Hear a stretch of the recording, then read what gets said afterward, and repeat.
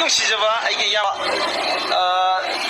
ꯑꯩꯅ ꯇꯤꯚꯤ ꯖꯔꯅꯦꯂꯤꯖꯝꯗ ꯆꯪꯂꯛꯅꯕꯒꯤ ꯈ꯭ꯋꯥꯏꯗꯒꯤ ꯃꯔꯨꯑꯣꯏꯕ ꯏꯟꯁꯄꯤꯔꯦꯁꯟ ꯑꯃ ꯑꯣꯏꯕ ꯑꯩꯒꯤ ꯅꯨꯡꯁꯤꯕ ꯏꯌꯥꯝꯕꯅꯤ ꯋꯥꯠ ꯑꯦꯚꯔ ꯑꯥꯏ ꯂꯔꯟ ꯏꯌꯥꯝꯕꯗꯩ ꯇꯝꯖꯔꯤꯅꯤꯀꯣ ꯂꯣꯏꯅꯃꯛꯁꯦ ꯑꯗꯣ ꯉꯁꯤ ꯊꯦꯡꯅꯕꯁꯦ ꯌꯥꯝ ꯅꯨꯡꯉꯥꯏ ꯃꯃꯥꯡꯗꯁꯨ ꯌꯥꯝ ꯊꯦꯡꯅꯈ꯭ꯔꯦꯀꯣ ꯌꯥꯝ ꯅꯨꯡꯉꯥꯏ ꯑꯗꯣ ꯑꯩꯈꯣꯏꯒꯤ ꯃꯤꯔꯥꯖꯅ ꯑꯩꯕꯨ ꯌꯥꯝ ꯅꯨꯡꯁꯤꯕꯤꯕ ꯑꯗꯨꯅ ꯃꯥꯅ ꯑꯩꯉꯣꯟꯗ ꯂꯣꯏꯅ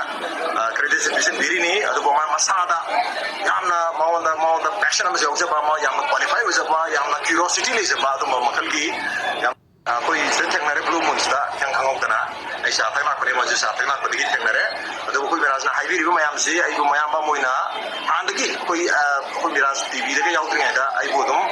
ꯑꯩꯈꯣꯏꯒꯤ ꯁꯨꯝ ꯋꯥꯔꯤꯒꯁꯦ ꯃꯔꯛ ꯃꯔꯛꯇ ꯑꯗꯨꯝ ꯁꯥꯟꯅꯕ ꯍꯥꯏꯕ ꯇꯥꯔꯦ ꯃꯥꯅ ꯗꯦꯜꯂꯤꯗꯒ ꯂꯩꯔꯤꯉꯩꯗ ꯌꯥꯝ ꯅꯨꯡꯁꯤꯕ ꯏꯅꯥꯎꯅꯤ ꯃꯥ ꯃꯁꯥꯁꯦ ꯌꯥꯝꯅ ꯀꯣꯟꯐꯤꯗꯦꯟ ꯑꯣꯏꯕ ꯃꯉꯣꯟꯗ ꯀ꯭ꯌꯨꯔꯣꯁꯤꯇꯤ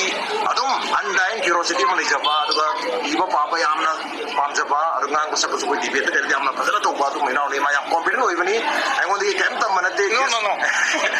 ꯌꯦꯁ ꯃꯥꯅ ꯑꯩꯉꯣꯟꯗꯒꯤ ꯌꯦꯁ ꯏꯟꯁꯄꯤꯔꯦꯁꯟꯒꯨꯝꯕ ꯈꯤꯇꯪ ꯐꯥꯎꯔꯝꯕ ꯑꯗꯨꯝꯕ ꯑꯣꯏꯔꯝꯃꯗꯤ ꯌꯥꯏ ꯑꯗꯨꯕꯨ ꯑꯩ ꯀꯩꯁꯨ ꯄꯥꯡꯖꯗꯕ ꯀꯩꯁꯨ ꯍꯩꯖꯗꯕ ꯑꯃꯈꯛꯅꯤ ꯑꯩꯈꯣꯏ ꯏꯅꯥꯎꯗꯒꯤꯕꯨ ꯑꯣꯏꯅ ꯑꯩꯈꯣꯏ ꯃꯤꯔꯥꯖꯇꯒꯤ ꯑꯣꯏꯅ ꯌꯦꯡꯉꯒ ꯑꯩꯅ ꯃꯤꯔꯥꯖ ꯌꯦꯁ ꯅꯣꯡꯃ ꯃꯤꯔꯥꯖ ꯑꯩꯉꯣꯟꯗ ꯚꯤꯗꯤꯑꯣ ꯑꯃꯈꯛ ꯊꯥꯔꯛꯄ ꯃꯥꯜꯂꯦ ꯑꯗꯨꯀꯥꯟꯗ ꯃꯤꯔꯥꯖ ꯑꯍꯥꯟꯕ ꯍꯧꯔꯛꯄꯩꯀꯣ ꯑꯣꯖꯥ ꯔꯣꯃꯤꯒꯤ ꯏꯟꯇꯔꯚꯤꯌꯨ ꯃꯥꯜꯂꯦ ꯑꯣꯖꯥ ꯔꯣꯃꯤꯒ ꯑꯩꯈꯣꯏ ꯃꯤꯔꯥꯖꯀ ꯁꯥꯟꯅꯕ ꯋꯥꯔꯤꯗꯨ ꯎꯕꯗ ꯋꯥꯎ ꯑꯩ ꯃꯤꯔꯥꯖꯇꯕꯨ ꯍꯥꯏ ꯃꯤꯔꯥꯖꯁꯤꯗꯤ ꯑꯩꯈꯣꯏ ꯃꯅꯤꯄꯨꯔꯗ ꯑꯝꯇ ꯁꯨꯝꯕ ꯃꯈꯜꯒꯤ ꯏꯟꯇꯔꯚꯤꯌꯨ ꯁꯨꯝꯕ ꯃꯈꯜꯒꯤ ꯇꯣꯞ ꯑꯝꯇ ꯑꯩ ꯎꯈꯤꯗ꯭ꯔꯤ ꯍꯥꯏꯗꯤ ꯌꯥꯝ ꯊꯤꯅ ꯐꯖꯈ꯭ꯔꯦꯅ ꯑꯩꯅ ꯍꯥꯏꯈꯤꯕꯅꯦ ꯑꯗꯨꯅ ꯃꯗꯨꯒꯤ ꯀꯦꯂꯤꯕꯔ ꯂꯩꯕꯃꯗꯨꯒꯤ ꯀꯦꯄꯥꯁꯤꯇꯤ ꯂꯩꯕ ꯑꯗꯨꯗꯒꯤ ꯍꯦꯟꯅꯁꯨ ꯂꯩꯕ ꯑꯩꯈꯣꯏ ꯏꯅꯥꯎꯅꯤ ꯑꯗꯨꯅ ꯑꯩꯈꯣꯏ ꯀꯩꯝ ꯅꯠꯇꯦ ꯑꯩꯗꯤ ꯑꯩꯅꯁꯨ ꯃꯦꯁꯦꯖ ꯌꯦꯁ ꯑꯩꯁꯨ ꯅꯤꯡꯁꯤꯡꯉꯦ ꯃꯦꯁꯦꯖ ꯑꯩꯅ ꯏꯈꯤꯕꯁꯤ ꯑꯩꯈꯣꯏꯒꯤ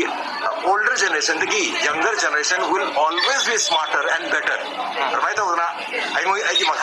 younger generation, Miraz will always be better than Raza Pro.